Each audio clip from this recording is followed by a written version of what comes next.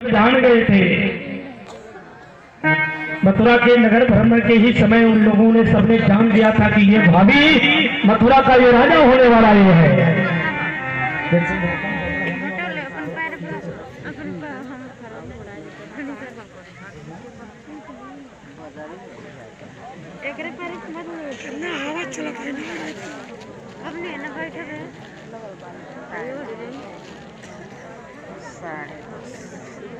नहीं पता। चलिए भाई देखो, वसुदेव और देवकी तो जेल में है, महाराज उग्रसेन भी जेल खाने में है। सबसे पहले दौड़ता हुआ कन्हैया जाकर के बंदी बने हुए अपने माता पिता को मुक्त कराते हैं और उग्रसेन को मुक्त करा करके उनको मथुरा के राज सिंहासन पे बिठा दिया उन्होंने। इसलिए कि वो जानते थे कि अभी मैं राजा बन जाऊं तो बहुत से लोगों की इधर दृष्टि है और उत्पात मच जाएगा मथुरा में। इसलिए कृष्ण ने उग्रसेन को ही राजा बनाया और माता पिता के साथ रहने लगे। इधर वासुदेव जी ने विचार किया कि मेरे पुत्रों का यज्ञोपवीत संस्कार हो। इन दोनों लोगों का यज्ञोपवीत संस्कार किया और गुरुकुल में भेजे हैं शिक्षा ग्रहण करने के लिए। वहां शिक्षा प्राप्त करते समय उनकी मित्रता होती है सुदामा जी से और गुरु से शिक्षा प्राप्त करते हुए वापस लौट के आते हैं तो इधर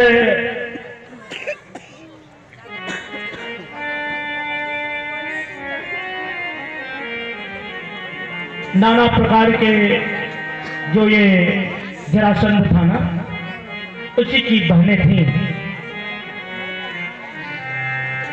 कंस की पत्नी, उसी की पुत्रियां थी और उसने कहा कि इसने मेरे दामाद का वध कर दिया है, इसको मैं जीवित नहीं छोड़ूंगा।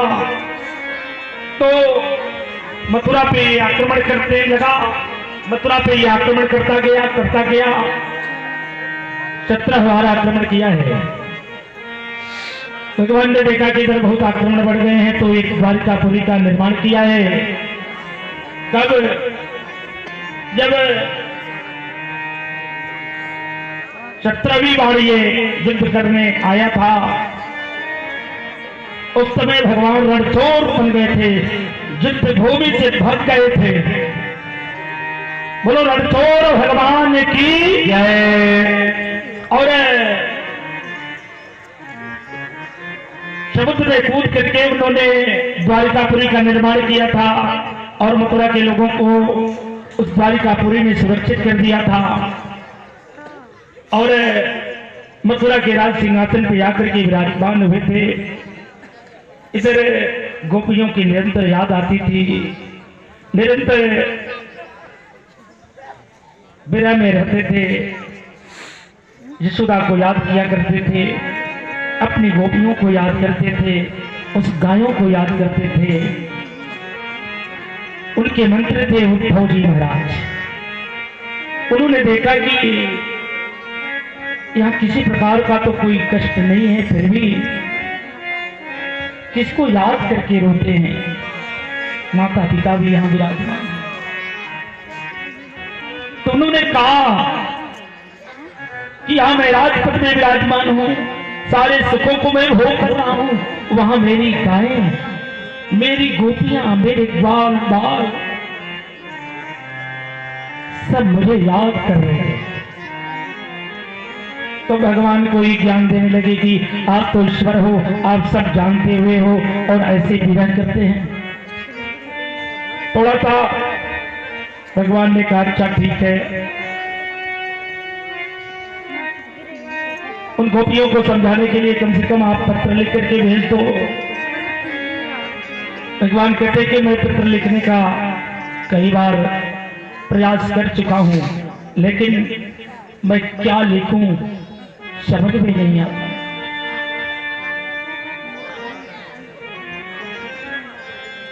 आज भगवान उद्धव जी को भेज रहे हैं वृंदावन की जाकर के, मेरी गोपियों को मेरा संदेश पहुंचा दो। उद्धव जी जाने लगे तो भगवान ने अपना पीताम्बर दिया और कहा कि ये पीताम्बर आप ओढ़ करके जाना, अगर ये पीताम्बर नहीं रहेगा तो आपकी तरफ मेरी गोपियां देखेगी भी नहीं। उद्धव जी का आगमन होता है वृंदावन नगरी में और गोपियों से गोपी और उद्धव संवाद होता है। ये बड़ा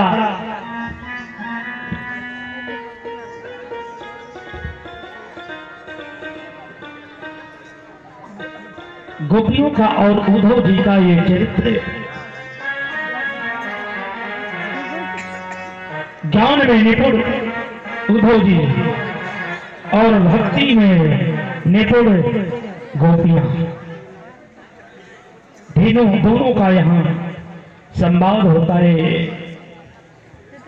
गोपियों के पास जाते तो गोपियों ने कहा कि इसका तो खबर लेकर के आया उस छलिया का जो हमें ठग के चला गया। किसी ने बहुत अच्छे से उत्तर नहीं दिया है तो राधा जी को पूछा। उन्होंने कहा कि राधा उधर होंगी, देखो अपने शरीर को उन्होंने सुखा लिया है। पहुंचते हैं उद्धव जी और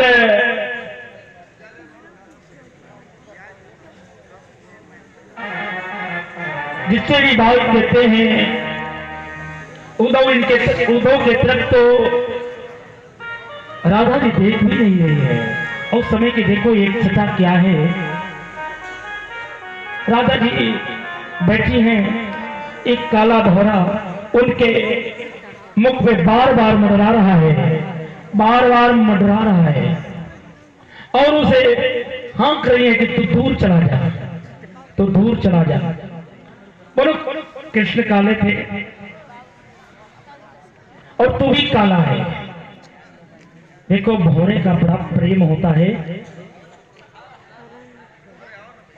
पुष्प से, भौरे का पुष्प से अत्यधिक प्रेम होता है।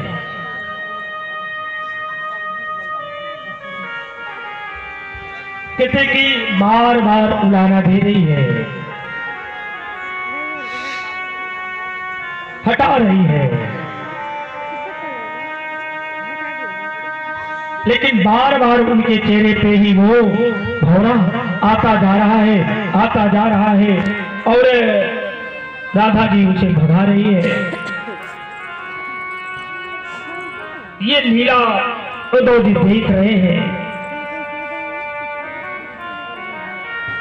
अरे किस कपटी की बात, तू भी वही कपटी है ना जो हमें इतना तरसा करके और मथुरा को चला गया। देखो सारी गोपियां कृष्ण को भुलाना, जितना भुलाना चाहती हैं, कृष्ण उतने ही याद आ रहे हैं। जितना ही भुलाने का प्रयत्न करती हैं, उतने ही कृष्ण याद आते हैं। एक गोपी तो कहती है कि चाहे लोग कुछ भी कहें, हमारा कृष्ण तो यही दिखाई देता है। कल मैं रात्रि के समय जमुना में जल भरने जा रही थी और मुझे डर लग रहा था, तो कन्हैया आ गया और उसने मटकी में जल भरा और मेरे साथ मेरे घर तक छोड़ने गया।